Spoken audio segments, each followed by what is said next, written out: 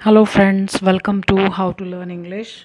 We have done all the three conditionals. Today, we are going to revise them. हम एक ही sentence को तीनों में चेंज करके देखते हैं तो हमें इजीली समझ में आएगा। जैसे आप देखिए conditional type first, if I am late. कोई सिचुएशन है जिसमें कहते हैं अच्छा देखता हूँ अगर मैं लेट होऊंगा तो मेरी तो ट्रेन निकल जाएगी।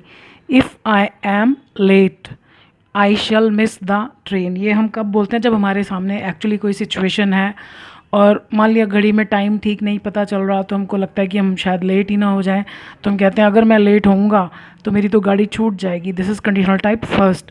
सेकंड में हम क्या करते हैं? सेकंड फॉर्म यूज़ करते हैं, तो वर्ब तो सेम ही रहेगा।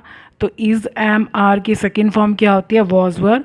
एंड कंडीशनल टाइप सेकंड में I have told you we use were with all the subjects whether your subject is singular और plural, we use were.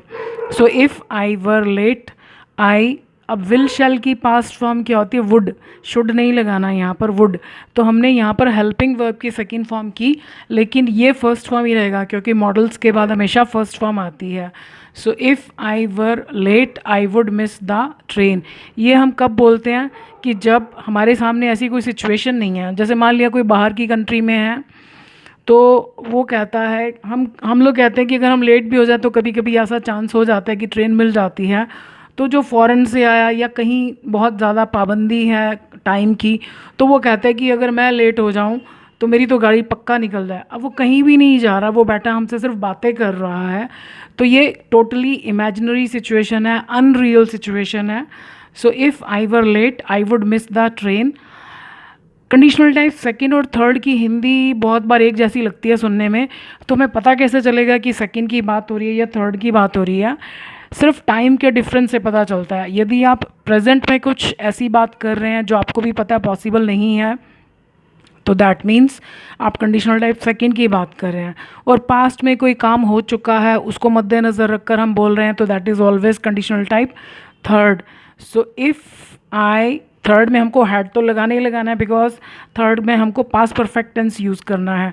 Verb same he use होता है क्योंकि बात तो हम सेम ही कर रहे हैं। तो प्रेजेंट में हमने इज़ एम आर लगाया, पास्ट में हमने वाज वर लगाया, सेकंड में हमने सेकंड फॉर्म लगाई, एंड टाइप थर्ड में हमने थर्ड फॉर्म लगानी है। तो फर्स्ट फॉर्म होती है बी या is am are, second form होती है was were, and third form होती है बीन।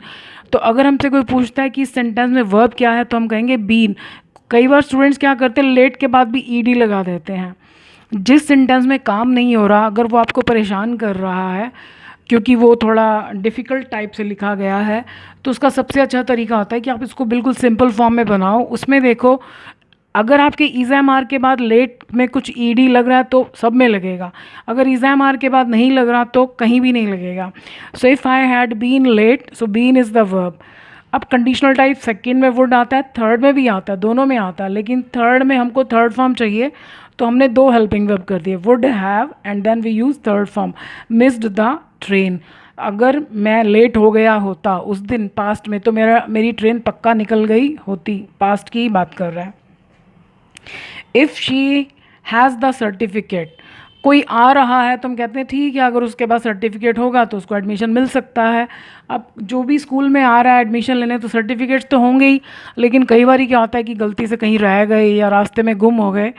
तो ये बेसिकली किसी सिचुएशन को देखकर कहा जा रहा है कि ठीक है, अगर होंगे तो उसको एडमिशन मिल सकता है, या मे बी कुछ लोगों को पता नहीं, वो लाए ही नहीं। So if she has the certificate she can get admission. So has is the verb.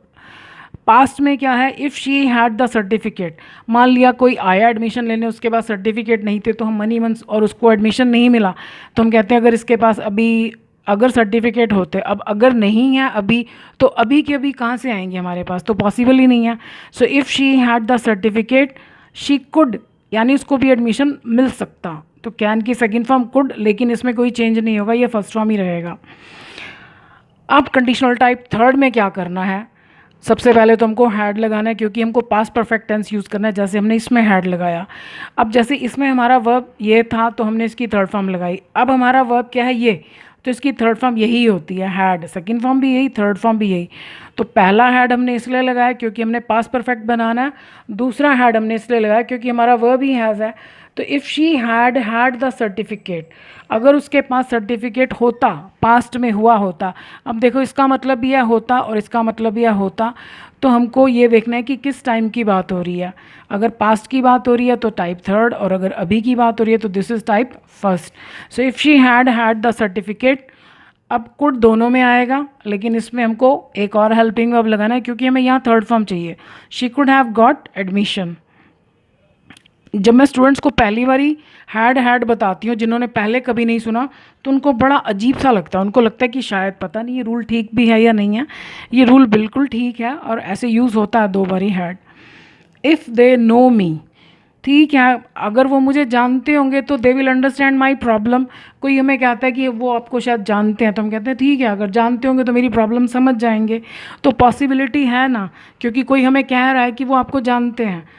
कई बार होता है कि कुछ लोग हमें जानते होते हैं लेकिन हम उन्हें नहीं जानते होते। So if they know me they will understand my problem. ये कंडीशनल टाइप फर्स्ट। अब इसमें सेकंड फॉर्म, अब कई बार स्टूडेंट्स इसमें भी वर और हैड लगा देते हैं। जब कोई एक्शन हो रहा है तो उस एक्शन की सेकंड फॉर्म आएगी। अब हम ये और ये क्यों लगाएंगे? जब हमारा पहले वाले में वर्ब नो है तो उसमें ज़ाहिर है नो की सेकंड फॉर्म लगाएंगे, इनका कोई काम ही नहीं है। सो इफ़ दे न्यू मी, अगर वो मुझे जानते होते, कोई है जो मैं नहीं जानता और उनके हमें जानने की कोई पॉसिबिलिटी भी नहीं है, तो हम कहते हैं इफ़ दे न्यू मी, अगर वो मुझे जानते होते। मान लिया they are very good people but हमारा उनसे कोई कनेक्शन ही नहीं है। सो इफ़ दे न्यू मी, तो हमने यहाँ क्या करा, विल की second form. They would understand, ऐसे का ऐसे ही रहेगा, they would understand my problem. अब कंडीशनल टाइप थर्ड में क्या करना है, सबसे पहले तो हैड लगेगा और हैड के बाद इस वर्ब की third form. If they had known me, अब कई बार स्टूडेंट्स क्या गड़बड़ करते हैं, यहाँ पर भी 2 बार हैड लगा देते हैं। इफ़ दे हैड नोन, 2 बारी हैड लगाने का मतलब होता है पास्ट परफेक्ट टेंस, हैड के बाद वर्ब की थर्ड फॉर्म। ऐसा तो कोई रूल ही नहीं है कि 2 बार हैड लगाकर फिर आप वर्ब की थर्ड फॉर्म लगाओ। ये वर्ब ही है, जैसे ये वर्ब है ऐसे ये वर्ब है, तो ऐसा कभी भी नहीं होता कि हम 2 बार हैड लगा दें फिर नोन लगाएं। So if they had known me, past में अगर वो मुझे जानते होते, सेम वुड थर्ड में भी आएगा, लेकिन हमें यहाँ एक और हेल्पिंग वर्ब चाहिए क्योंकि थर्ड में थर्ड फॉर्म चाहिए। So they would have understood my problem. तो मैंने सिर्फ मेन चीज़ों को चेंज किया है, बाकी मैंने रिपीट नहीं किया है। तो आप भी ऐसे प्रैक्टिस कर सकते हैं, सेंटेंसेस बनाकर, लिखकर।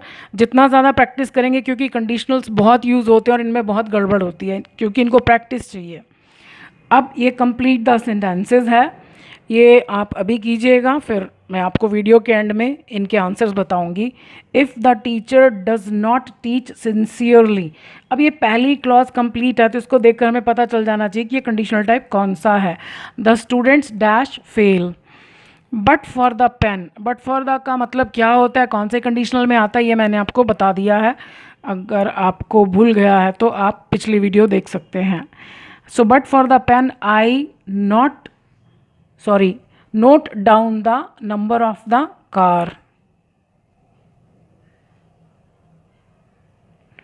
इसमें नॉट आना चाहिए, NOT नॉट भी आना चाहिए, नहीं नहीं, फिर ये वाला नॉट, इसमें मैं नहीं लिखना भूल गई।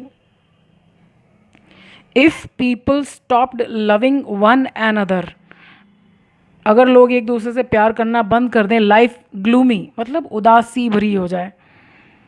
If the lazy man had discipline in his life he dash get success.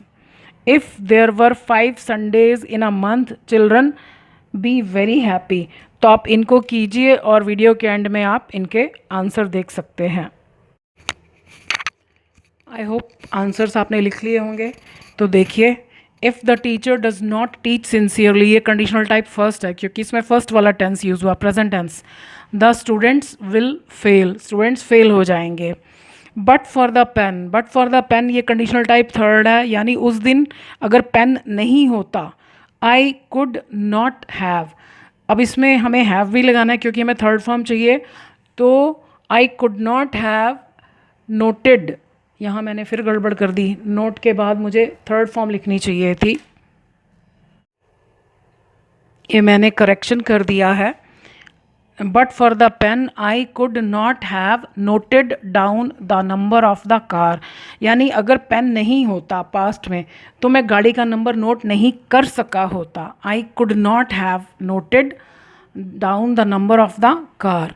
if people stopped, second form means conditional type second, if people stopped loving one another, दो से ज़्यादा के लिए one another आता है, दो के लिए आता है each other, अगर लोग एक दूसरे से प्यार करना बंद कर दें, now this is not possible, life would be gloomy, तो ज़िंदगी जो है वो बड़ी उदासी भरी हो जाए। तो हमने क्या करा, विल की सेकेंड फॉर्म वुड, लेकिन ये फर्स्ट फॉर्म ही रहेगा। If the lazy man had discipline in his life, अब इस हैड को देखते ही कई बार स्टूडेंट्स हमें ये सोचते हैं कि ये कंडीशनल टाइप थर्ड है। देखो अकेला हैड जो है वो टाइप सेकंड में आता है, पास्ट में आएगा, अगर हैड हमारा वर्ब है तो दो हैड होंगे, अगर अकेला एक ही हैड है तो that means this is conditional type second. अब वो पता है रियलिटी क्या है कि आलसी आदमी है तो उसकी लाइफ में डिसिप्लिन कहाँ से आएगा, तो पॉसिबल ही नहीं है। ये सिर्फ हम सोच रहे हैं कि if the lazy man had discipline in his life he could get success, तो वो भी कामयाबी पा सकता अगर चाहता तो। यहाँ हमने वुड क्यों नहीं लगाया, हो सकता है उसकी मतलब हो सकता है वो सक्सेस के लिए ग्रीडी ना हो, उसको सक्सेस की चाह ही ना हो, तो लेकिन यह है कि उसमें ये काबिलियत आ सकती है कि वो सक्सेस पा सके। If there were 5 Sundays in a month, अगर एक मंथ में 5 संडे हो, ये भी पॉसिबल नहीं है, conditional type second form. Children would be very happy, तो लोग बच्चे बहुत खुश हों। अब आप देखो चिल्ड्रन से पहले द नहीं लगाया, क्यों, क्योंकि हम जनरल बात कर रहे हैं, सभी बच्चों की बात कर रहे हैं, हम कोई पर्टिकुलर बच्चों की बात नहीं कर रहे हैं। तो ये टेस्ट था, होप आपने सभी आंसर्स करेक्ट किए होंगे, अगर नहीं भी हैं तो आप इस तरीके से प्रैक्टिस कर सकते हैं। अब इंग्लिश की पढ़ाई के अलावा कुछ और अच्छी बात, चलते चलते लेट अस सेव वाटर, पानी बहुत कीमती है, वैसे तो हमें किसी भी चीज़ को वेस्ट नहीं करना चाहिए, लेकिन कुछ चीज़ें ऐसी हैं जो वक्त के साथ साथ ख़त्म हो जाएंगी, पानी भी उनमें से एक है। पानी की बहुत वेस्टेज होती है, हम अपने आप से ही शुरू करते हैं, हम वॉश बेसिन पर पेस्ट करते हैं, हाथ धोते हैं, तो उसमें नल को फुल स्पीड पर चलाने की कभी भी ज़रूरत नहीं होती, लेकिन हम अनजाने में, हमारा शायद कभी ख्याल नहीं गया होगा कि हम फुल स्पीड पर नल चलाते हैं तो कितना पानी वेस्ट होता है। जितनी देर में हम हाथ पर साबुन लगा रहे होते हैं उतनी देर भी फुल स्पीड पर नल चल रहा होता है। तो हम कोशिश करें नल को बहुत थोड़ा खोलें, नल को फुल स्पीड पर खोलने की ज़रूरत सिर्फ बाल्टी भरते समय होती है, और तो कहीं भी फुल स्पीड पर, इवन हम बर्तन भी अगर मांज रहे हैं तो भी नल को फुल स्पीड पर खोलने की ज़रूरत नहीं होती है। गाड़ियाँ धोते हैं लोग पानी का पाइप लगाकर, कितना पानी वेस्ट होता है।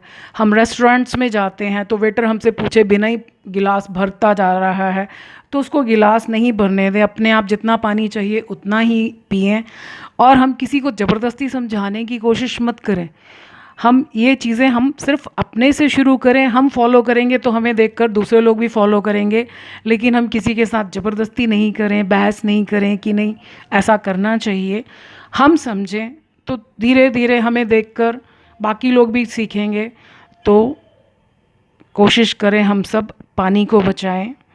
आज के लिए इतना ही, अगली वीडियो में मिलते हैं फिर किसी नए रूल के साथ। वीडियो देखने के लिए आपका बहुत बहुत धन्यवाद। Thank you.